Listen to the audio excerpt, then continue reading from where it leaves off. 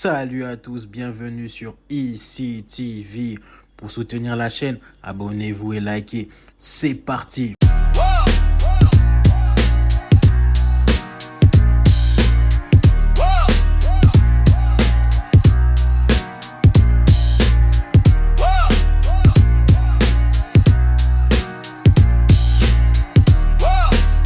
Le royaume Luba est l'un des grands États précoloniaux d'Afrique centrale, dont l'histoire se transmet principalement par la tradition orale.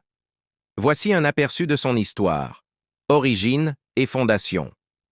Les récits traditionnels situent à l'émergence du royaume Luba il y a plusieurs siècles, dans la région de l'actuelle République démocratique du Congo. Selon la tradition orale, des ancêtres légendaires auraient fondé le royaume, marquant le début d'une civilisation qui allait s'appuyer sur le commerce, l'agriculture et des alliances interethniques. Ces légendes, transmises de génération en génération, témoignent d'un peuple qui, dès ses débuts, valorisait la mémoire collective et les récits fondateurs pour asseoir sa légitimité. Organisation politique et sociale. Le royaume Luba se caractérisait par une organisation politique complexe et hiérarchisée. Au sommet se trouvait le Mwami, le roi, dont le pouvoir était à la fois politique et spirituel. Ce chef suprême était entouré de conseillers et de chefs de clan, reflétant un système où les liens familiaux et les réseaux d'alliances jouaient un rôle crucial dans la gouvernance. Les institutions traditionnelles, souvent associées à des rituels et à des sociétés secrètes, permettèrent de maintenir l'ordre et de résoudre les conflits au sein du royaume. Culture et art. La richesse culturelle du royaume Luba se manifeste notamment à travers ses arts visuels, sa sculpture sur bois et ses objets rituels. Ses œuvres, empreintes de symbolisme, reflètent une esthétique et une spiritualité qui ont traversé les siècles.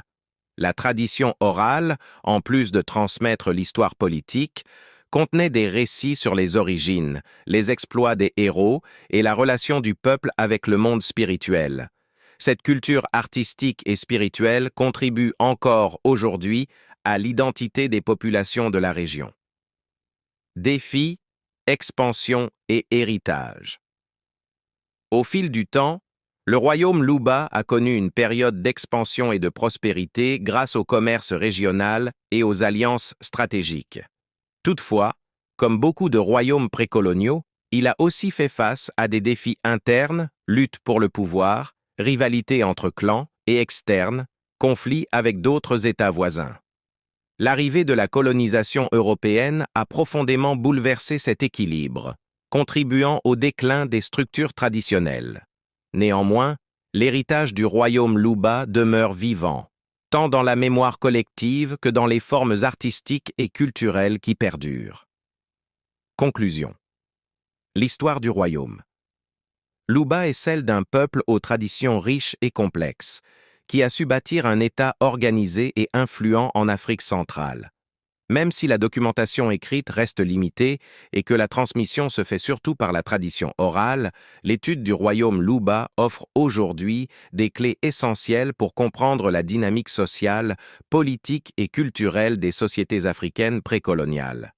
Cette histoire, à la fois légendaire et historique, continue d'inspirer chercheurs, artistes et populations locales, témoignant de la résilience et de la richesse d'un héritage qui a marqué l'histoire du continent africain.